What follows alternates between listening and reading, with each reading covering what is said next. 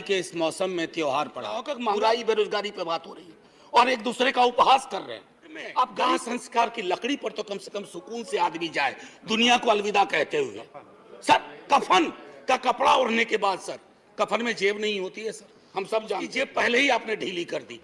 खाके वतन तुझसे मैं शर्मिंदा हूं बहुत, महंगाई के इस मौसम में त्योहार पड़ा। माननीय उपसभापति महोदय, बहुत दिनों बाद सदन एक गंभीर विषय पे चर्चा के लिए बैठा है। इसकी गंभीरता हमारे बयान में, हमारे सरोकार में परिलक्षित होनी चाहिए। सर, एक कहानी सुनाना चाहता हूं। जैसे फिल्मों में कहते हैं ना कि ये काल्पनिक है, सर इस कहानी में कुछ भी काल्पनिक नहीं है। राइट नहीं सर, कुछ भी काल्पनिक नहीं है, बस सुन लीजिए। सर, एक पात्र का नाम है नयन सुखलाल। वो अपनी पत्नी और 2 बच्चों के साथ दिल्ली में काम करता है। छोटी नौकरी है, सांसदों के घर की रखवाली करता है, सिक्योरिटी गार्ड है। Sir, can I have uninterrupted? Please. Let the members speak. Please don't disturb. Sir, लोग देख रहे हैं और लोग ये देख रहे हैं कि महंगाई और रोजगार पे बात हो रही है और हम एक दूसरे को ट्रिवियलाइज कर रहे हैं। ये नहीं होना चाहिए सर। बहरहाल sir, I am sitting down. No. Please sit down. Manoj Kumar Jha, do you want to speak? Please be seated. I have not taken your name. Mr. Chief Justice, I have not taken your name. I have taken the name of Mr. Manoj Kumar Jha. Please.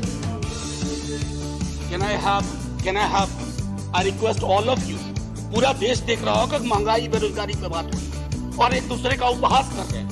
आप गरीब का उपहास कर रहे हैं, आप किसी व्यक्ति का उपहास। राइट में जी, मैं वो कह रहा था कि नयन सुखलाल अपनी पत्नी 2 बच्चों के साथ रहता है। सर, सांसदों के घर की रखवाली करता है जैसे चौक पे होता है। 20,000 की तनख्वाह है, 10 से 12,000 पे वो साइन करता है, यानी मूल तनख्वाह 10 से 12,000 होती है। उसके 2 बच्चे हैं सर।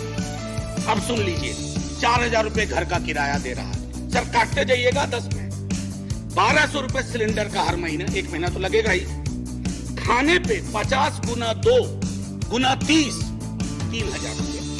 स्कूल की फीस, 2 बच्चे हैं, 2,000। आने जाने का खर्चा नहीं जोड़ रहा हूँ, आकस्मिक बीमारी को भी नहीं जोड़ रहा हूँ, डीजल और पेट्रोल भी नहीं जोड़ रहा हूँ, क्योंकि उसके पास सिर्फ साइकिल है। सर, ये नयन सुख दिल्ली में भी है, ये कलकत्ता में भी है, बम्बई में भी है, ये हमारे पटना में भी है। नयन सुख के नजरिए से महंगाई को देखिए और बेरोजगारी को देखिए, तब पता चलेगा कि हमारे सरोकार कितने संकीर्ण हैं। सर, एक विशाल पार्टी, पूरे देश में सबसे विशाल पार्टी, एक विशाल राज्य में एक विशाल बहुमत के लिए चुनाव लड़ रही थी। सर, पूरे उस प्रोसेस में कीमतें नहीं बढ़ी। पहले कहा जाता था कि बाजार कीमतें तय करता है। सर, कीमतें क्यों नहीं बढ़ी? मैं इसलिए कह रहा हूं कि विशाल पार्टी होने के साथ साथ हृदय भी विशाल होना चाहिए। बड़ा हुआ तो क्या हुआ, जैसे पेड़ खजूर, पंछी को छाया नहीं, फल लागे अति दूर। हमारी कोशिश होनी चाहिए कि लोगों को रिलीफ दे। अब सर, मैं बार देख रहा हूं क्रैडल टू ग्रेव, हमारा सोशल पॉलिसी जो हमारी थी, जो हमारा संविधान कहता है, वो कहता था कि पालने से लेके कब्र तक, आपने पालने से लेके कब्र तक कोई ऐसा मसला नहीं छोड़ा है जिसपे जीएसटी ना लगी। सर, कब्र में दाह संस्कार की लकड़ी पर तो कम से कम सुकून से आदमी जाए दुनिया को अलविदा कहते हुए। सर, कफन का कपड़ा ओढ़ने के बाद सर, कफन में जेब नहीं होती है, हम सब जानते हैं। उसकी जेब पहले ही आपने ढीली कर दी, मौत से पहले। मैं सिर्फ यह आग्रह कर रहा हूं कि इस तरह के लोक सरोकार के मुद्दों पर एक चिंता सार्वजनिक होनी चाहिए और अगर आपसे गलती हुई है तो उसको आप वापस ले लीजिए। वो आप रोल बैक करने से कोई आप छोटे नहीं हो जाएंगे। वैसे छोटे होने के लिए किसी भी चीज से हो सकते हैं। सर, जब इन्फ्लेशन पे मेरा एसडीडी जो था, शॉर्ट ड्यूरेशन डिस्कशन, मैंने इन्फ्लेशन और अनएम्प्लॉयमेंट दोनों को जोड़ के दिया था। सर, मैं उस राज्य से आता हूं, आज भी मेरा 0 आवर था, एडजन हो गया। सर, मेरे राज्य में आपने विजुअल्स देखे होंगे अग्निपथ पे, लोगों को बड़ी चिंता हुई, मुझे भी चिंता हुई। मेरे नेता प्रतिपक्ष तेजस्वी जी ने कहा भी कि हिंसा की कोई जगह नहीं, लेकिन सर हमारे यहाँ हिंसा सबसे ज्यादा क्यों? आक्रोश। हमारे यहाँ बच्चा सरकारी नौकरी के सपने देखता, रेलवे, सेना, शिक्षक, सर कहीं भी कुछ है ही नहीं। हमारे राज्य को विशेष राज्य का दर्जा देने की बात कही गई, हमारे राज्य को विशेष पैकेज देने की बात कही गई। सर हमारे राज्य को ना फुटबॉल बना के रख दिया गया है, उछाल के इधर उछाल के इधर। हम सिर्फ, मैंने पहले भी कहा था कि हमको आपने श्रमिक केंद्रित राज्य बना दिया है। हम सिर्फ श्रम देते रहें और आप हमको जनसाधारण ट्रेन देते रहिए ताकि हम अलग अलग राज्यों को ट्रेन से अपने श्रमिक पहुंचा सके। सर ये सरासर नाइंसाफी है, सरासर नाइंसाफी है बिहार के साथ। सर मैं एक बात कहना चाहता हूं आपके माध्यम से, बेरोजगारी के मसले पर। मैं चूंकि महंगाई और बेरोजगारी को अलग नहीं देख सकता सर, ये संभव ही नहीं है मुझसे, और ये संभव नहीं है मेरे साथियों से भी कि दोनों को अलग अलग करके देखें, क्योंकि दोनों में ताल्लुक इतना गहरा है। सर एक्स्ट्रा अटेम्प्ट की मांग कर रहे हैं छात्र, बैठे हुए, कोई सुनवाई नहीं।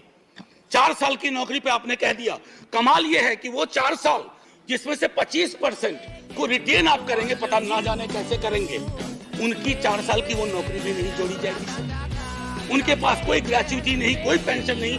तो क्या हमने सोशल सिक्योरिटी के पूरे सरोकार को ध्वस्त करने का निर्णय लिया? सर रहम करना चाहिए, सरकारों का काम है, रहम करो।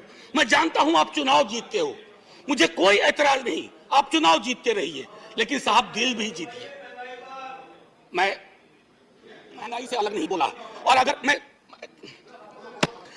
ये कहना चाहता था सर कि आप कहते हैं कि आपको मैंडेट मिला, मैं मानता हूं ना, हमें नहीं मिला, आप चुनाव जीते, लेकिन इसका मतलब क्या है सर? वो मैंडेट लाइसेंस है क्या? ब्रूटलाइज कर दे लोगों को, उनके सरोकारों को। सर कोई भी मैंडेट आखिरी नहीं होता है, कभी ना कभी उसका एक्सपायरी डेट आता है।